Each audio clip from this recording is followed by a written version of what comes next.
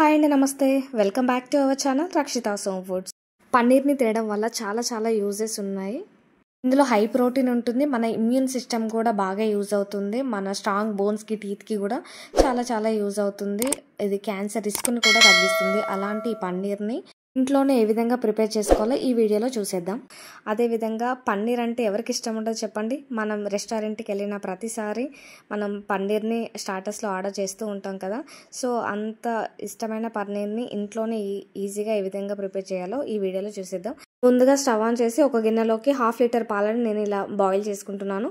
కొంచెం బాయిల్ అయిన తర్వాత అందులోకి ఒక 1/2 నుంచి 1 లెమన్ని యాడ్ చేయాలి. సో ఇలా యాడ్ చేసిన తర్వాత పాలు అనేవి మంచిగా మరుగుతూ ఉంటాయి. ఈ విధంగా మనం స్పూన్తో కలుపుతూ ఉంటే పాలు హీట్ అయ్యి ఒక 1 to 2 minutes లోపే మనకు పాలు అనేవి విరగడం స్టార్ట్ అవుతాయి.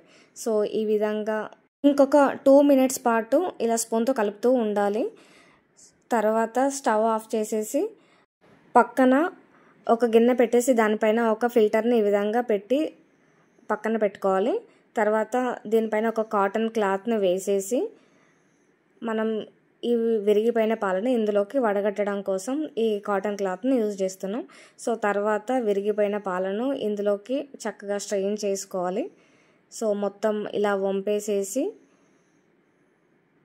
తర్వాత ఇందులోకి నార్మల్ టెంపరేచర్ ఉన్న రూమ్ టెంపరేచర్ ఉన్న వాటర్ని కొద్దిగా యాడ్ చేయాలి. ఎందుకంటే మనం ఇంతకుముందు లెమన్ని యాడ్ చేసాం కదా. సో కొంచెం పులుపుగా ఉంటుంది కాబట్టి ఈ నార్మల్ వాటర్ని యాడ్ చేయడం వల్ల ఆ పులుపుదనం అనేది పోతుంది. సో ఈ విధంగా స్పూన్తో మిక్స్ చేసి కొద్దిగా వాటర్ని యాడ్ చేసుకుంటూ ఆ లెమన్ వాటర్ని అనేది తీసేయచ్చు. సో ఈ విధంగా మొత్తం అలా వాటర్తో క్లీన్ చేసుకున్న తర్వాత ఈ క్లాత్ని ఒక మూటలాగా చుట్టేసి ఏమాత్రం వాటర్ లేకుండా నీట్గా తీసేయాలి. సో గట్టిగా ఇలా ప్రెస్ చేస్తూ ఉంటే అందులోకి వాటర్ అనేవి బయటికి వెళ్ళిపోతాయి. సో ఈ విధంగా ఏమాత్రం వాటర్ లేకుండా మంచిగా ప్రెస్ చేస్తూ మొత్తం వాటర్ని అంతటిని ఇందులోంచి తీసేయాలి. సో ఈ విధంగా ఫ్లాట్ లాగా చేసుకోవాలి. సో మనకు పన్నీర్ షేపు ఏ విధంగా అయితే క్యూబ్స్ లాగా ఉంటుందో సో అదే విధంగా ఒక 1.5 ఇంచ్ మందం ఉండే విధంగా మనం చేసేసుకొని ఇలా మూటలాగా చుట్టేసుకోవాలి. మనకు బయట దొరికే పన్నీర్ కంటే ఇంట్లో చేసిన హోమ్మేడ్ పన్నీర్ చాలా టేస్టీగా ఉంటుంది.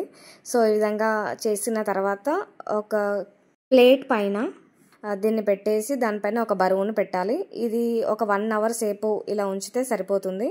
సో 1 hour తర్వాత ఒక 10 to 15 minutes పాటు ఫ్రిడ్జ్లో పెట్టాలి. ఈ విధంగా ఫ్రిడ్జ్లో పెట్టడం వల్ల మనం కట్ చేసినప్పుడు ఏ విధమైన పగుళ్ళు రాకుండా నీట్గా కొంచెం స్టిఫ్గా ఉంటుందన్నమాట క్యూబ్స్ అనేవి. సో ఈ విధంగా 10 minutes తర్వాత ఫ్రిడ్జ్లో నుంచి తీసాను నేను.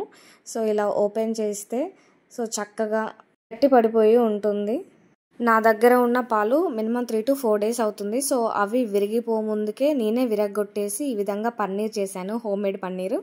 సో వీడియో కూడా యూజ్ అవుతుందని, మీకు కూడా యూజ్ అవుతుందని చెప్పి నేను వీడియో తీశాను.